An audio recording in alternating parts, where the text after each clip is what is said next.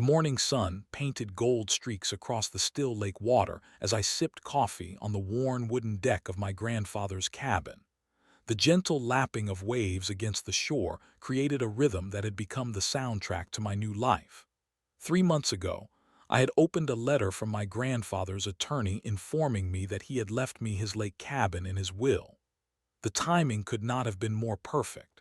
My tech company had just announced layoffs, and my name had been on the list. At 42 years old, I found myself at a crossroads with nowhere to go but a small cabin on a lake I had not visited since I was a teenager. I remembered those summers so clearly, my grandfather teaching me to fish off the dock, the smell of his pipe tobacco mixing with pine and lake water, the way he would sit in his rocking chair and tell stories about the land, about how it had been in our family for generations. "This is your heritage," he would say. "No matter where life takes you, this place will always be waiting." The cabin needed work when I arrived. The blue paint had peeled away in long strips like sunburned skin. The wooden steps creaked under my weight. Inside, dust covered every surface, and the furniture looked tired and worn. But beneath the neglect was the skeleton of the place I remembered. The stone fireplace where we had roasted marshmallows on rainy days. The small kitchen where my grandfather had taught me to clean fish. The back bedroom with the window that perfectly framed the sunrise over the lake. I spent those first weeks in a rhythm of repair and reflection. I sanded the deck. I replaced broken window panes. I cleared years of leaves from the gutters. The physical labor felt good after years behind a computer screen. With each repair, I felt like I was not just fixing a building but rebuilding myself. The severance package from my job would last 6 months if I was careful. By then, I hoped to have figured out what came next. At first, I barely noticed the other houses around the lake. Most were weekend properties, empty during the week when I did my repairs.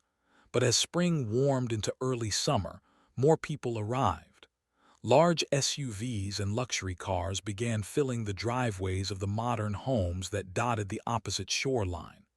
I noticed more boats on the water, more children splashing near the community dock that extended from the shoreline about 50 yards from my property. One morning in June, I noticed a flag I had never seen before planted near the path that led from my cabin to the lake, blue and white with the letters LVHA emblazoned across it. The next day, a small sign appeared next to it. Lake Vista Homeowners Association, members only beyond this point. I walked past it, confused.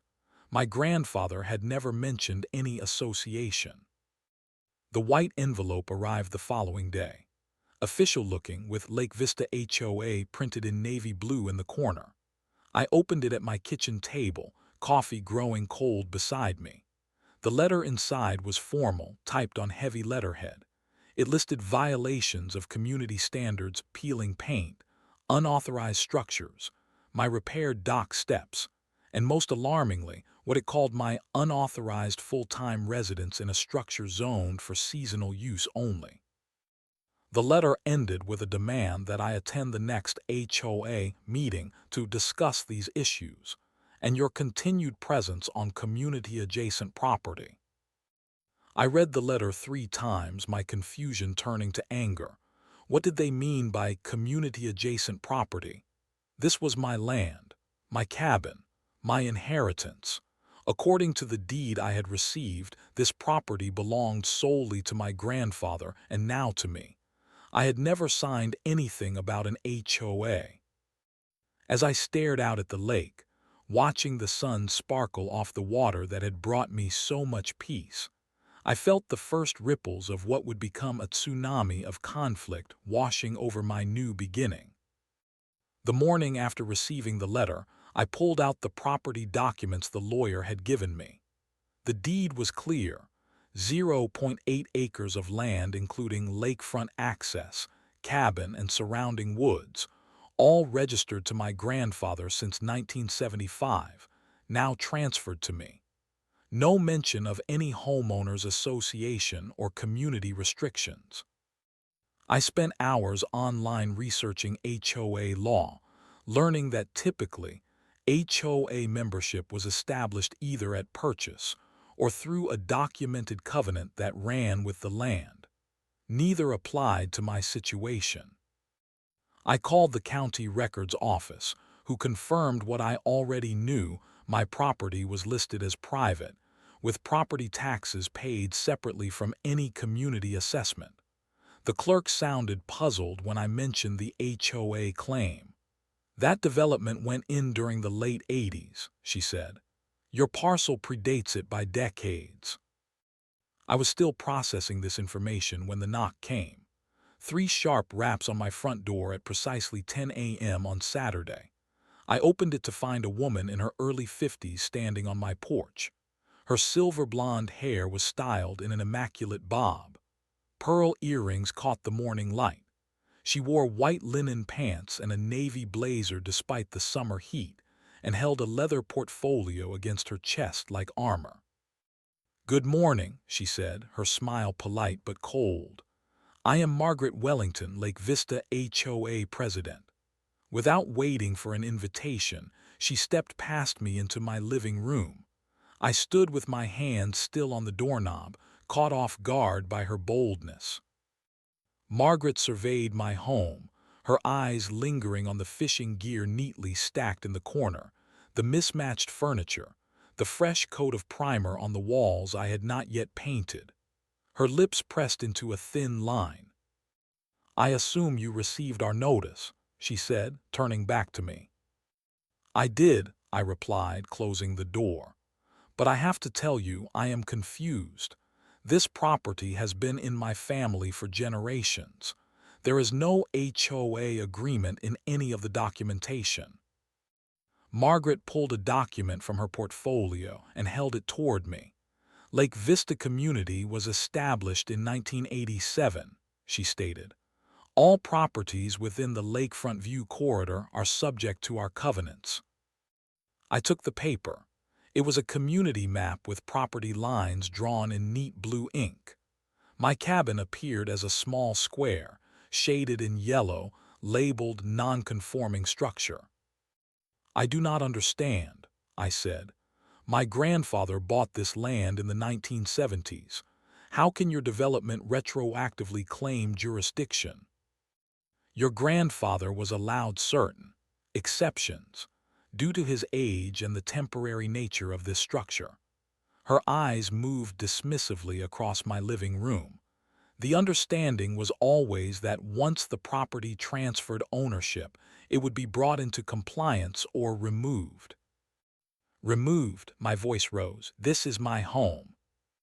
"This," Margaret said, gesturing around her, "is a seasonal fishing shack that violates multiple community standards and sits on land that impacts the entire community's lake access. The community dock extends from this shoreline." "My shoreline," I corrected. Her smile tightened. "The community has plans for this area," she continued as if I had not spoken.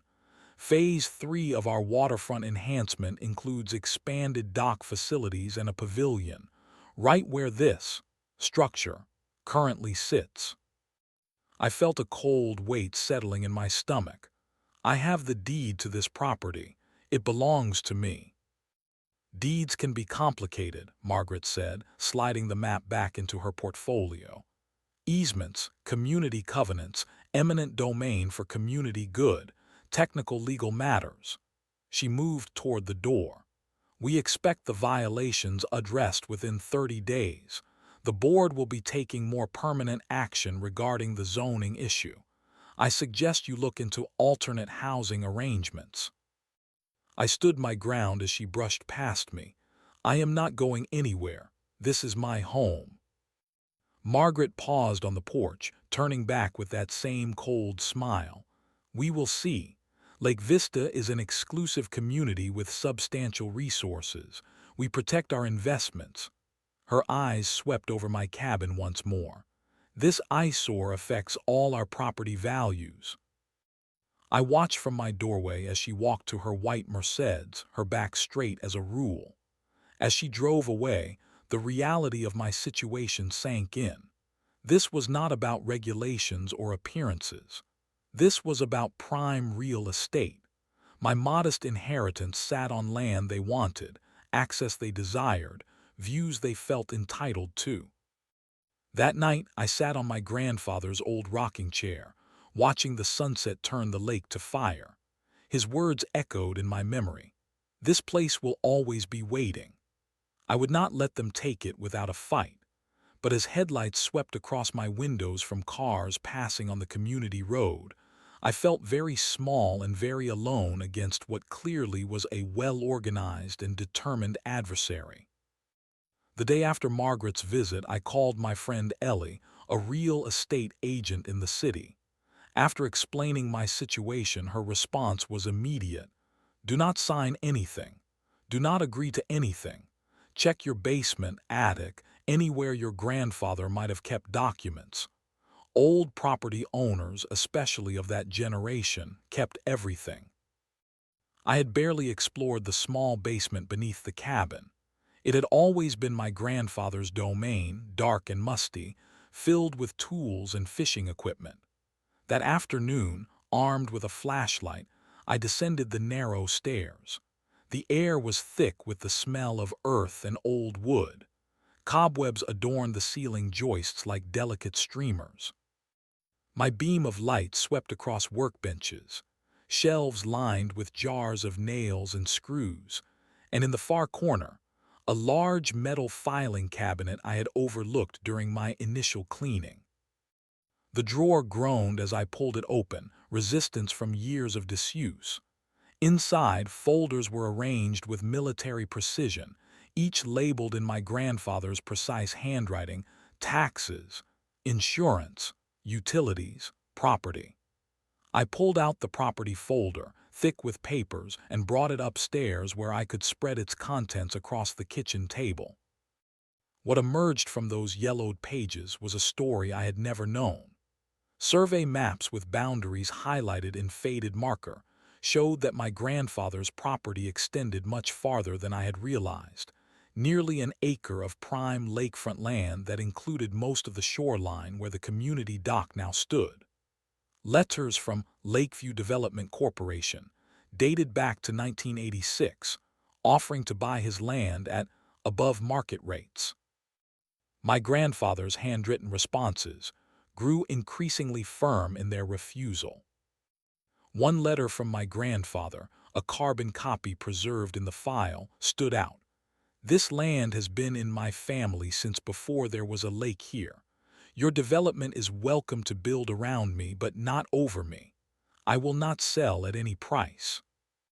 The most revealing document was dated 1987, a notarized letter granting a limited easement to the newly formed Lake Vista community. In it, my grandfather had allowed access to a small portion of his shoreline for residents to build a modest dock. The agreement specified clearly that this was a neighborly accommodation that did not transfer ownership and could be revoked. Most importantly, a handwritten note at the bottom stated explicitly that this agreement does not constitute enrollment in or acceptance of any community association or governance. As the sun set, I found myself surrounded by the evidence of my grandfather's foresight. He had anticipated this battle decades ago and had armed me with the ammunition to fight it. My property extended nearly twice as far as I had thought, encompassing much of what the HOA now claimed as community land. The dock they collected fees for sat partially on my property, allowed only through my grandfather's goodwill. In the bottom of the file, I found a business card paperclipped to a handwritten note. Howard Jeffries, property attorney, a good man to know. The card was old, but I searched the name online and found that Jeffries' Law still existed, now run by Howard's son, Michael. That night I could not sleep. I sat on the porch, documents spread around me, piecing together the history Margaret Wellington had tried to obscure. The development had been built around my grandfather's refusal to sell. They had accommodated his stubborn presence, perhaps waiting for him to pass away so they could pressure his heirs, me, into selling. What they had not counted on was that I would have nowhere else to go, and that my grandfather would leave me not just property, but the means to defend it. As the moon cast silver light across the lake, I felt a new resolve forming. This was not just about keeping a roof over my head anymore. This was about honoring my grandfather's legacy, about standing firm against those who would use their power and influence to take what was not rightfully theirs. I organized the documents chronologically, creating a clear paper trail of ownership and boundaries. I took photos of each document with my phone, creating digital backups. I researched property law late into the night, learning about adverse possession, easements, and property rights. By morning, I had the beginnings of a defense plan and a clear understanding of one critical fact. This land was mine, all of it. The cabin, the shoreline, and part of their precious dock. As dawn broke over the lake, casting long shadows from the trees, I felt something I had not experienced since losing my job months ago. Power. The knowledge I held changed everything. This was not just my home. This was my leverage. The retaliation began 3 days after Margaret's visit.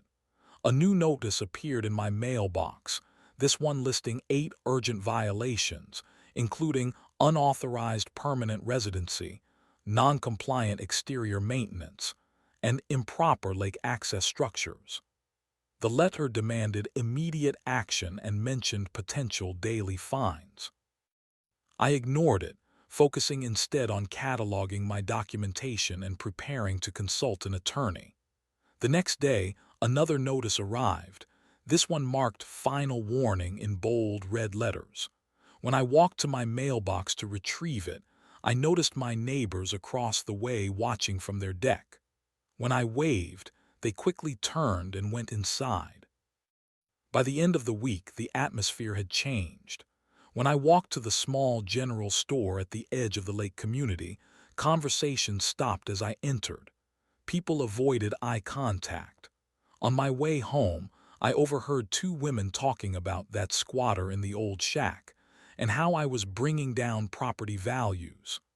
Margaret had been busy spreading her narrative. Sunday morning brought the first physical escalation. I awoke to find orange construction fencing installed along the path from my cabin to the lake. Every few feet, laminated signs declared, "RESIDENTS only, authorized access required." The fencing cut directly through what I now knew was my own property, blocking my access to my own shoreline. I called the non-emergency sheriff line to report the trespassing and unauthorized construction. The deputy who responded seemed uncomfortable as he surveyed the situation. "Property disputes are civil matters," he explained, avoiding eye contact. "Cannot do much without court orders clarifying boundaries." Before leaving, he added quietly, "Ms. Wellington is on the County Planning Commission, just so you know." That evening, my water stopped running mid-shower.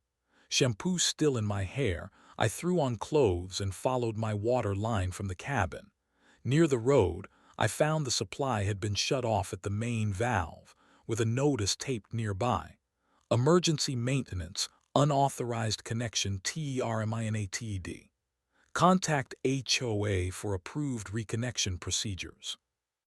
I was forced to use bottled water for 3 days.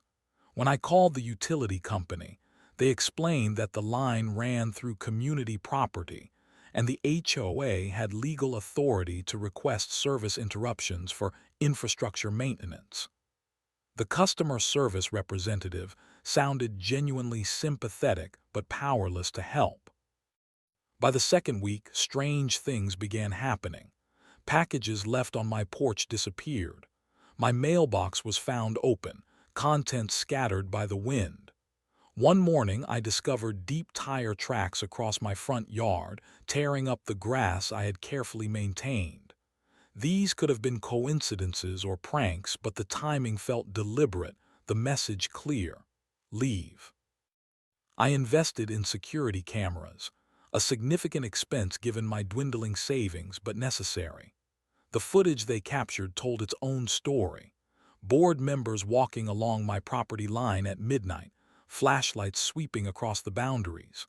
Margaret pointing toward my cabin while talking to a man with architectural drawings. Two men in HOA polo shirts examining my water connection. Each trespass was recorded, time-stamped, and backed up to cloud storage. 3 weeks after Margaret's visit, the official notice arrived by certified mail. Notice to vacate unauthorized dwelling on HOA property.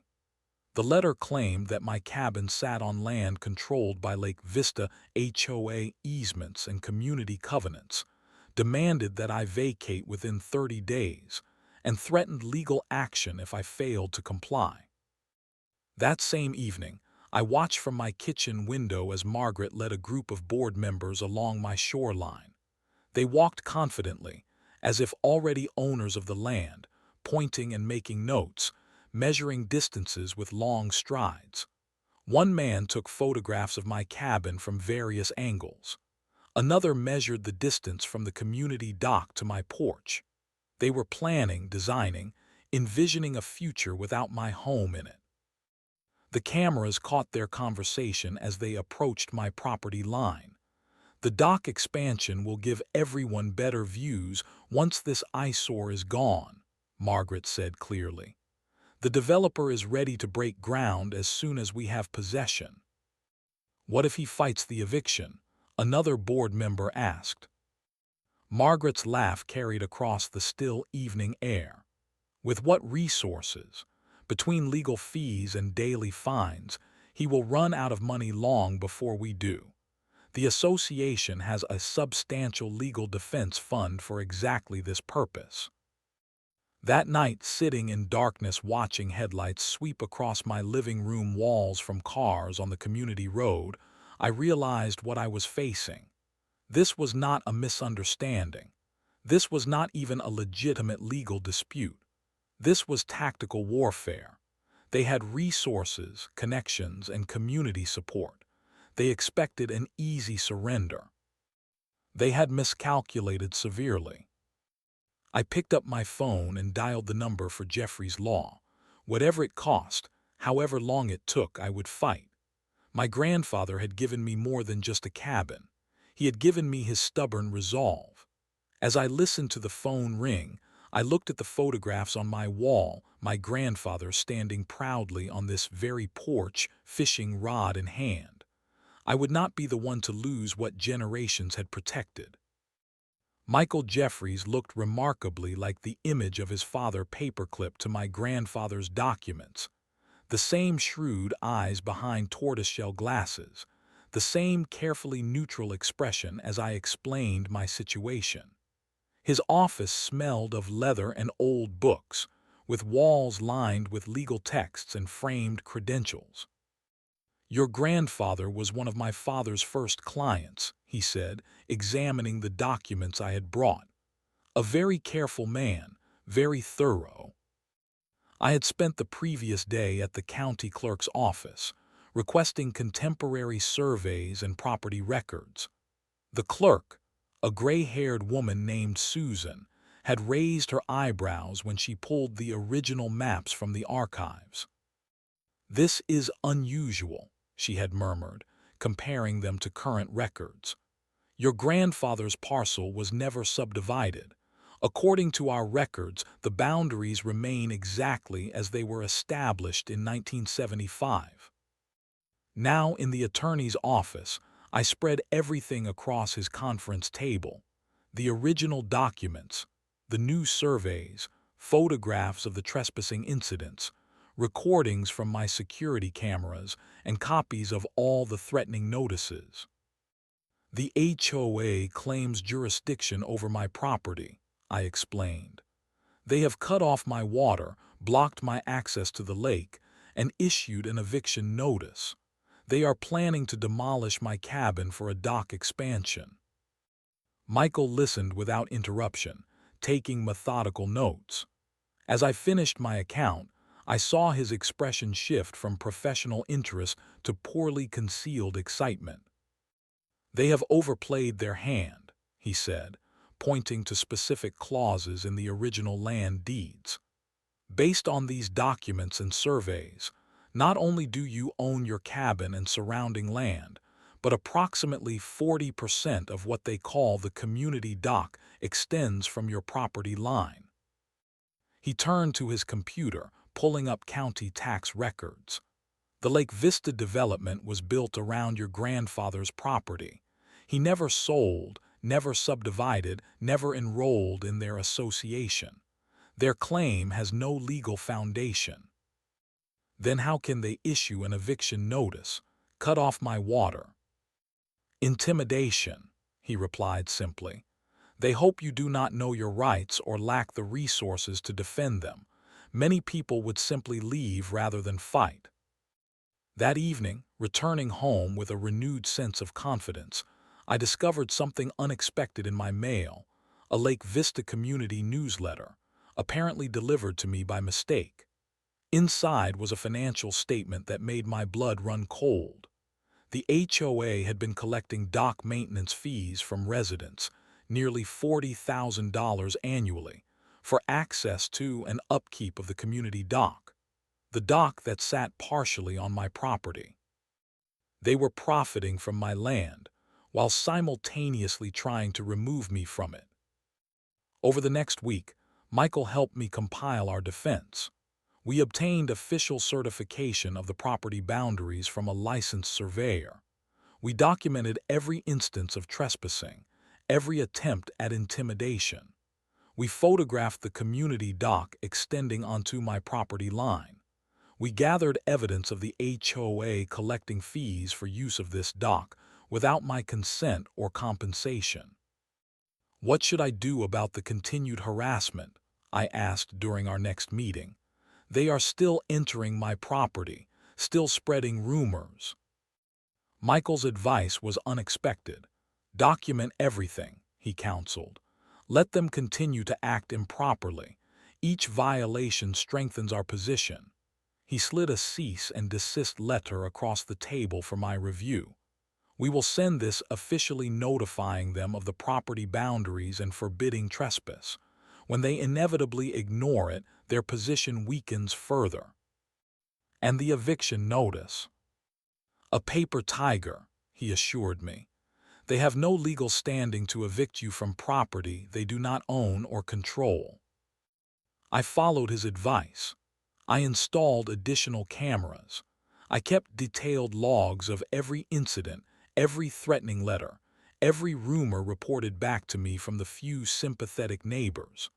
I photographed board members when they entered my property despite the posted, "No trespassing" signs that now marked my actual boundaries. Each day brought new attempts at intimidation.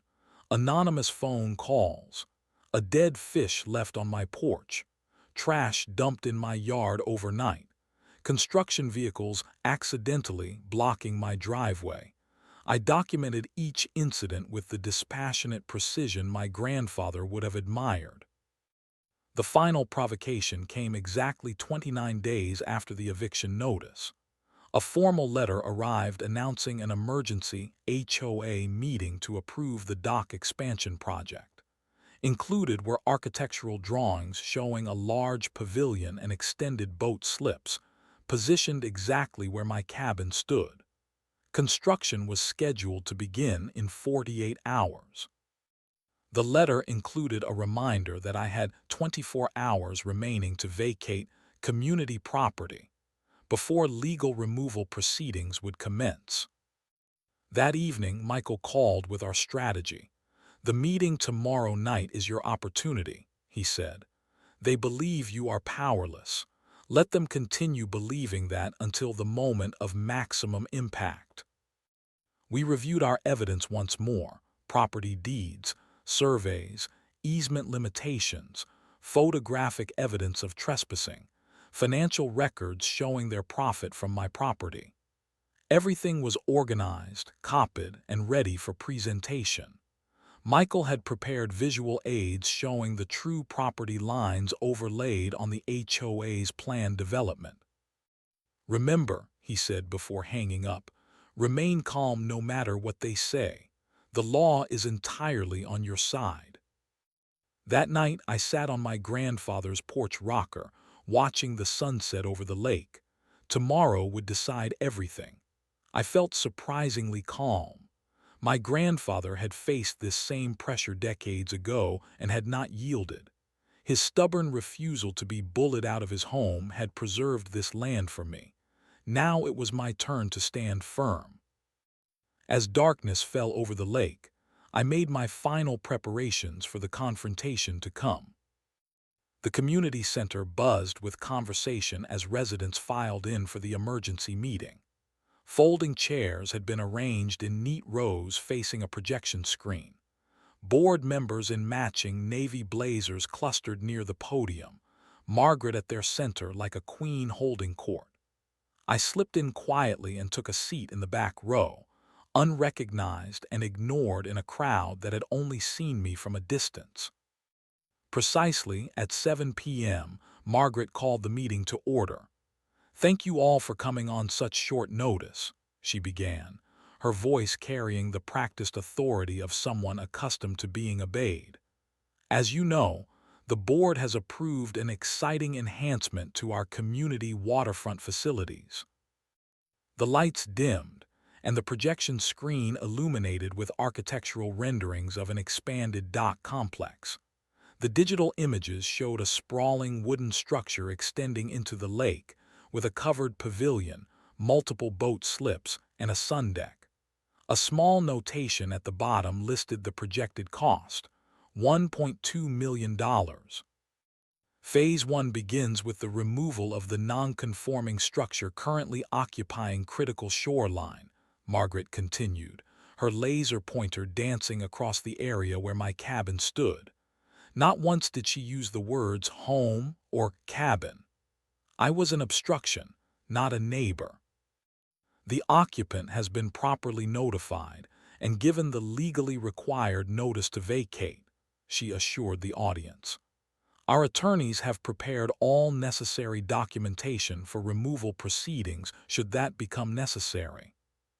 For the next 20 minutes, Margaret and the board treasurer detailed the project benefits, the construction timeline, and the special assessment that would be levied against each household to fund it. Residents listened attentively, occasionally nodding in agreement. "Before we open the floor to questions," Margaret concluded, "we need a formal vote to approve the final budget allocation. All in favor?" "Excuse me." My voice was steadier than I expected as I stood.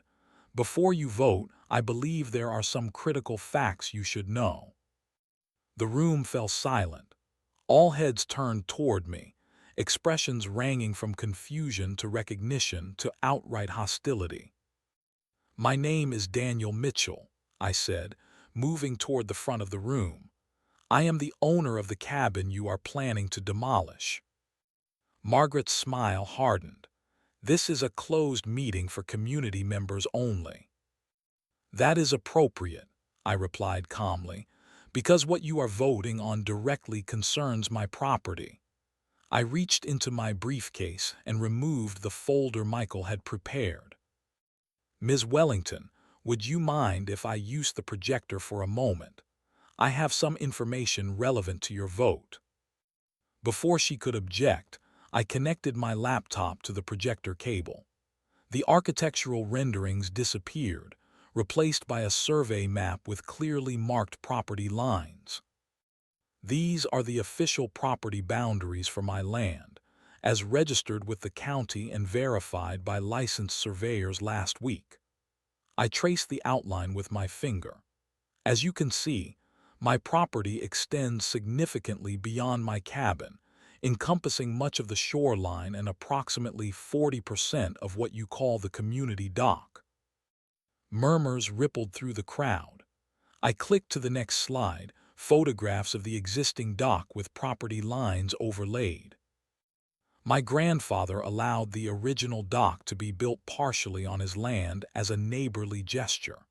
This document, another click showed the limited easement agreement, proves he never transferred ownership, merely granted limited access that could be revoked. The murmurs grew louder. Margaret stepped forward, her face flushing. These are complicated legal matters that do not concern. I am not finished, I said, my voice firm. This community has been collecting dock maintenance fees from all of you, nearly $40,000 annually according to your own financial statement, for use of a structure that sits partially on my private property. Money collected without my knowledge or consent, for access to land I legally own. Gasps and angry muttering filled the room. One man stood up. We each pay $850 a year for dock access. Are you saying they have no legal right to it? That is exactly what I am saying, I confirmed. The board has been fully aware of the property boundaries, yet they have collected your fees, restricted my access to my own land, cut off my utilities, and are now planning to demolish my home for an expansion project on property they do not own.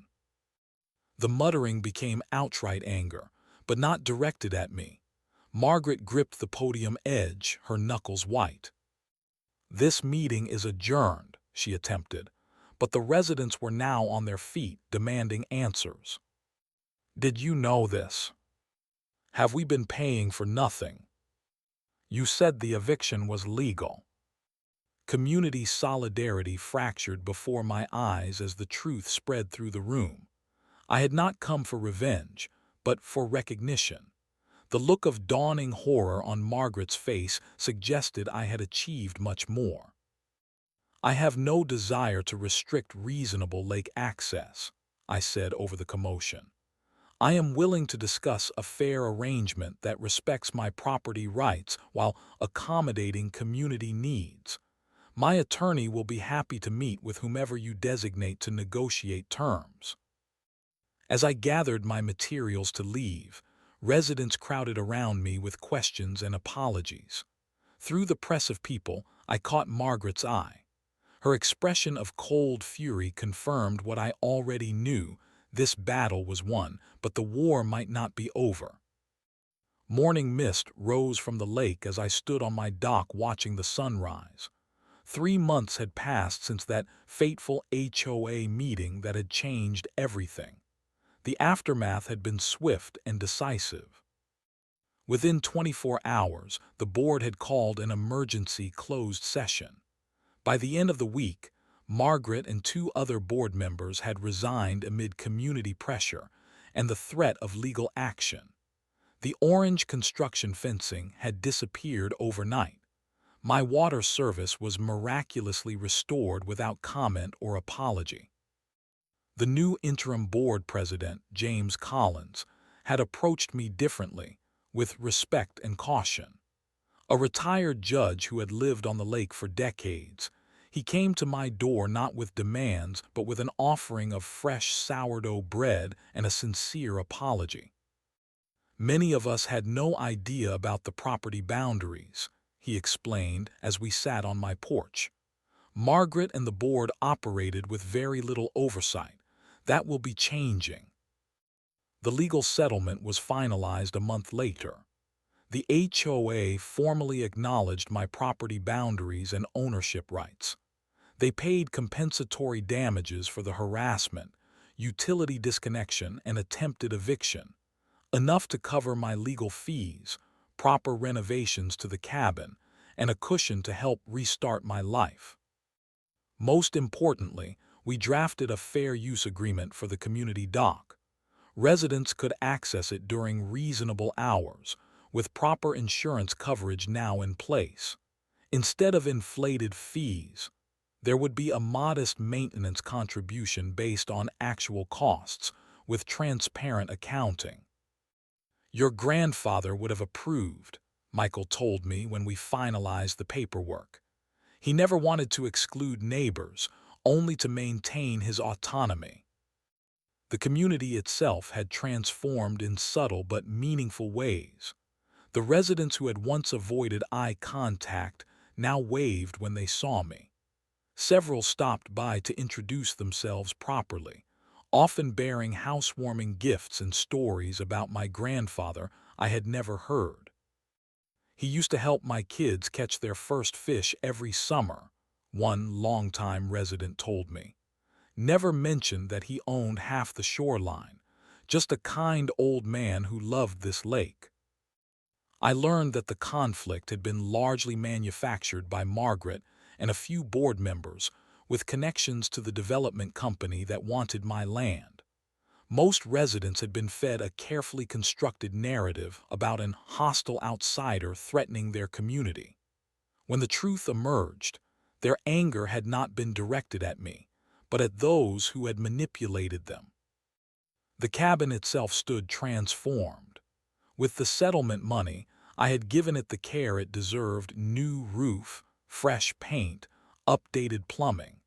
It remained modest compared to the luxury homes around the lake, but it stood proudly as a testament to resilience and rightful ownership.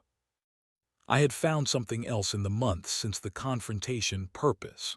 My background in technology and my unexpected crash course in property law had led to part-time consulting work helping other small property owners document and defend their rights against development pressure. Work I could do from my cabin, beside the lake that now truly felt like home.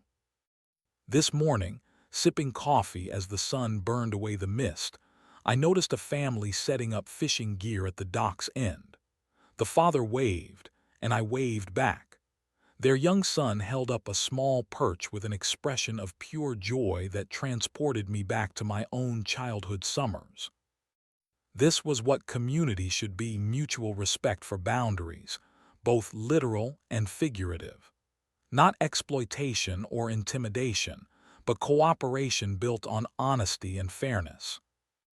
Behind me, the cabin stood silhouetted against the rising sun, its reflection rippling on the lake's surface. My grandfather had stood his ground decades ago, refusing to be bullied or bought out. His stubborn integrity had preserved this place for me when I needed it most. In defending it, I had honored not just his memory but his values. Some battles are worth fighting not just for justice, but for the peace that follows when justice is served. The lake waters lapped gently against the shore, constant and unchanging, witnesses to both conflict and resolution. As the morning light strengthened, painting the water gold, I felt a profound sense of rightness. This land, this home, this peace, all of it had been worth fighting for. And all of it was mine.